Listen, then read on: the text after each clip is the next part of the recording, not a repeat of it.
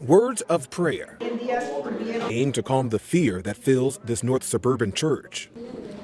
For them to just take like that. It's where Yelitsa Marquina fights through her pain and tears after she says her father, Andres Marquina, was arrested from his Waukegan home early Sunday morning by immigration and customs enforcement agents. Wow, just wow. ABC 7 did an absolutely fantastic job for finding a very sympathetic looking daughter of an illegal immigrant in order to put on our TV in order for us to see her cry, because her father, who has lived in this country for 30 years, illegally by the way, was just arrested at his own home and now is subject to deportation, and all he wanted to do was have a better life here in the United States of America. Therefore, he should be entitled to have that life without any consequences from immigration, even if he does things like, I don't know, drink and drive, because apparently you have a divine right as an illegal immigrant in order to do so, and this 44-year-old grandfather... She says the 44-year-old grandfather came to the U.S. from Mexico nearly 30 years ago. As described in the local media, is just a sad, innocent Beba Angel Aladdin who just broke into our country illegally, had himself an anchor baby, and drunk and drive, and, could have killed somebody, and we're trying to say that we don't want him in the nation. Shame on us. Or as the super mayor would say, shame on y'all. Shame on y'all. Now look, make no mistake about it, we are going to get into the Chicago immigration raids, how of course the media is trying to focus on this case, but not highlight all the different various things that you'll notice if you're paying attention, if you got the keen eyes, if you got the mangekyo that you could see if you're me. So that's what I'm going to do for you guys. But before I do, I just want to say on February 15th and February 16th, DebateCon 5 is happening. I will be debating on the 16th, which is the second day. The link to tickets are in the top of the description. It is in Newark, New Jersey, so if you live around the area, I hope to see you there. So right now in this country, we are getting reports of the immigration raids that are happening across these major sanctuary cities, and as I showed you before with the Boston raid, it seems like, as of right now, the Department of Homeland Security is targeting the serious violent offenders, the criminals in this country, these people who already have deportation orders, and I think that's a good step because the left wants to protect all of these people, all of these criminals, and a perfect example of that is the fact that so many of these people committed serious violent crimes but were released or paroled early and released, not given over to ICE, because these sanctuary city laws are meant to protect even the most criminal migrants. What's your name? Seda. Seda what? You have a first and last name? Sam. Seda Sam? Yes. Where are you from? Where I was born or where I'm from? Where are you born? Thailand. You been deported before from the United States? No. Never been deported? I've been in the system before.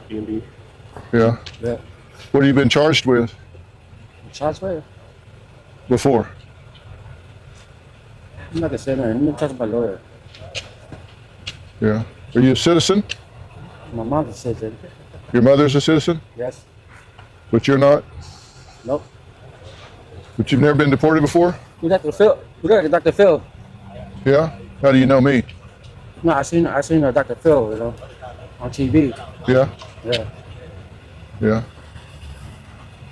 Well, this is an example of sanctuary cities, right? We got an illegal alien convicted of sex crimes involving children, and he's walking the streets of Chicago. However, the local news station down in Chicago decided that they were going to take a bit of a different tact, a bit of an obvious tact, in that they were going to try to find the most sympathetic family of an illegal migrant in order to sell you on the idea that it's just shameful and disgusting that we're daring to have immigration laws in the United States of America, because as you guys well know, we should never have the citizens be able to vote to decide who they want in their country or not in their country when we're talking about having new people with the potentiality to become citizens, because that would be undemocratic for you to demand that your representatives listen to the will of the people. They won't open the door because they thought maybe one of us were in trouble or something happened to us. He never did anything that would have been nice. So first of all, I just want to point out a couple of things. This local news report doesn't mention at all what the Chicago Tribune is reporting,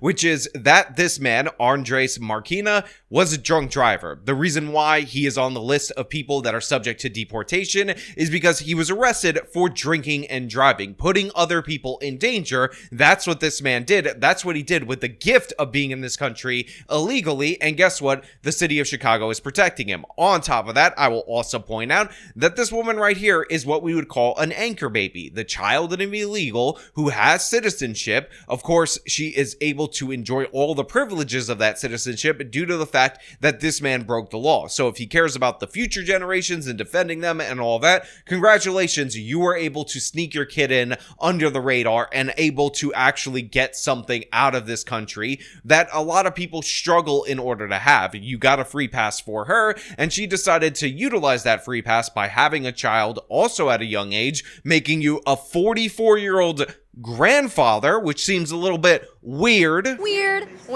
Seems a little bit suspicious, if we're being perfectly honest. Also, she has a very suspicious neck tattoo for this innocent Beba angel. Totally didn't do anything wrong. Totally a bunch of law-abiding citizens that have never had any issue at all whatsoever. Therefore, they should all have the right to stay in here, whether they have legal status or not. I also want to add that in my research into Andres Marquina of Waukegan, Illinois, which is not technically Chicago, even though I say it throughout the whole course of this video, my bad guys, that he actually, according to the PPP loan database, received a PPP loan for $5,428. Now, it could be the same exact name in the same exact area of the city of Chicago, but I sincerely doubt it. Now, look, the PPP program was one of the most wasteful programs in American history, but why are we letting people who aren't authorized to be in this country have access to it? Yulitza, who was born in the U.S., is one of many people now seeking legal help at Pastor Julie Contreras' place of worship. I had a 4-year-old crying, fearing deportation.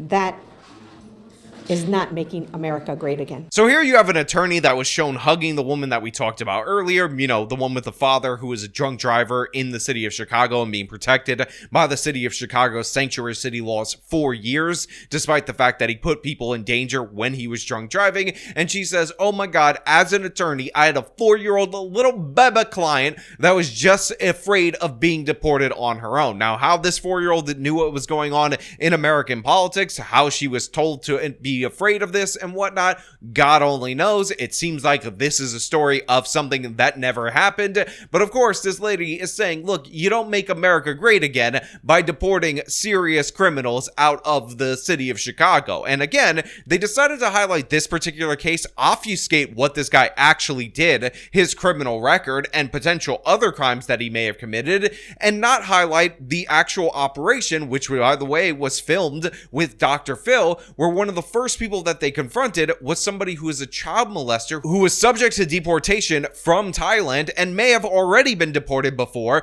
but was just walking the streets in the city of Chicago. Again, the downfall, the problem with the sanctuary city, that people like us walking the street rather than local law enforcement working with federal agents, this is what we're dealing with. Yeah. You've been charged with sex crimes with children? Not really. Not really? And never been deported? Well, Huh. Let's take them in, process and lock them up. Got it, sir. So make no mistake about it, the same laws that this lawyer is advocating for, the same laws that she is going to try to take advantage of in order to protect this woman who she was hugging's drunk driving father, those are the same sanctuary city laws that would protect the person who were to molest that 4-year-old girl if he had the chance, and that's what she's advocating for. And no, we don't make America great again by importing the world's criminals, arresting them for serious violent crimes, and then protecting them, shielding them with sanctuary city laws like it's no big deal. This is the great unveiling of all the different perpetrators in this country that all these left-wing cities were protecting in order to say, oh my God, we're the most wokest sanctuary city that you could ever have, and look at how amazing and wonderful we are. Again, murderers, rapists, robbers, all types of criminals are being rounded up by ICE right now in a very targeted operation. People who have already been subject to deportation orders that are just allowed to linger in there because these cities end up protecting them. So yeah, this woman can smugly say, oh, the little Beba angel 4-year-old, but make no mistake about it, if that guy attacked that 4-year-old, she would be 100% trying to defend him from deportation as well, because that's who this person is. And again, you don't have a divine right from the gods to violate our laws, come into this country illegally, drunk drive, potentially kill someone, and then to be protected from now until the end of the time just because your daughter is gonna cry on television if they take you away. Their concerns coming as ICE agents began to sweep through the Chicago area, from Berwyn, where this cell phone video was captured, to Albany Park, where a Guatemalan immigrant spoke to ABC7 while asking us to hide his identity. I opened the curtain and saw that it said police. When I saw the agents get out, they had the building surrounded. So they entered. They went up and started knocking on the doors really loudly.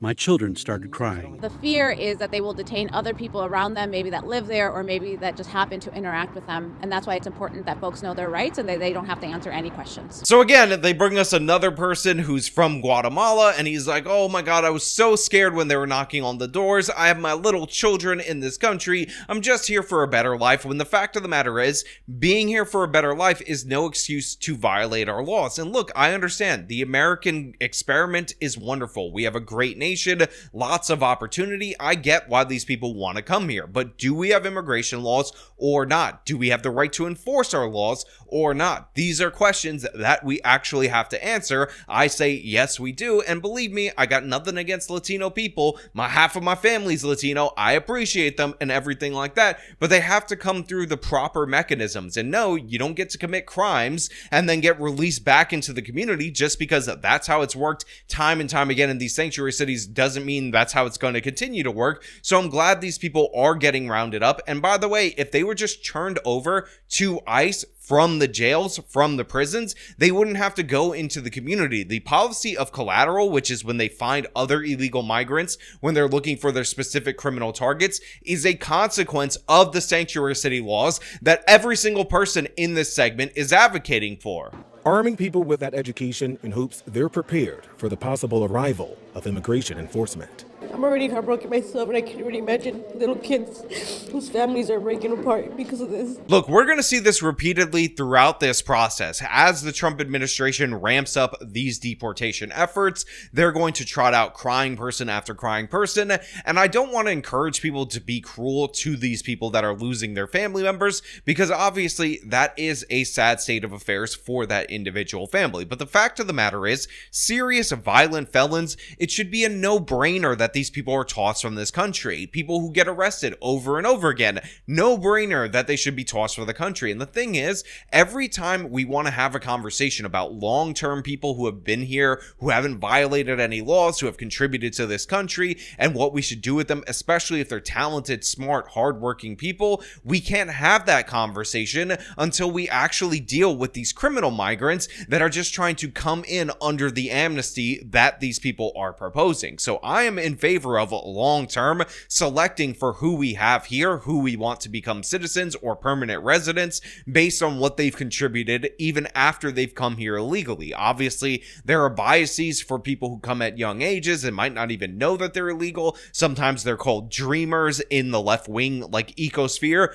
but we can't get to that conversation, in my opinion. We can't even discuss it remotely until we address the serious violent felons and until we disincentivize these sanctuary cities from protecting these people. Why is the state of Massachusetts paroling an illegal immigrant from the Dominican Republic who beat his pregnant wife to death in front of his other child after 17 years and not turning him over to immigration and customs enforcement? Why are they using their sanctuary city laws to protect a murderer of a pregnant woman from deportation? Do they believe that that guy is enriching us all that much in this country?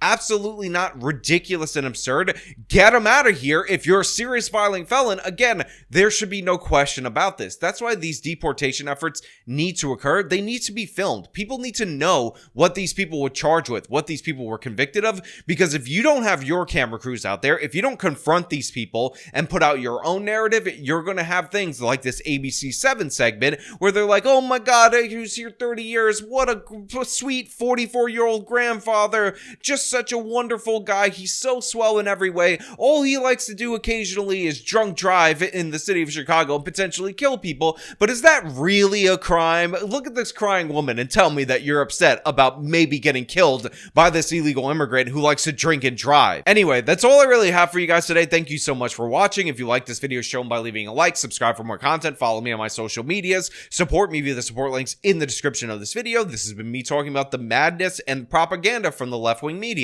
Till next time.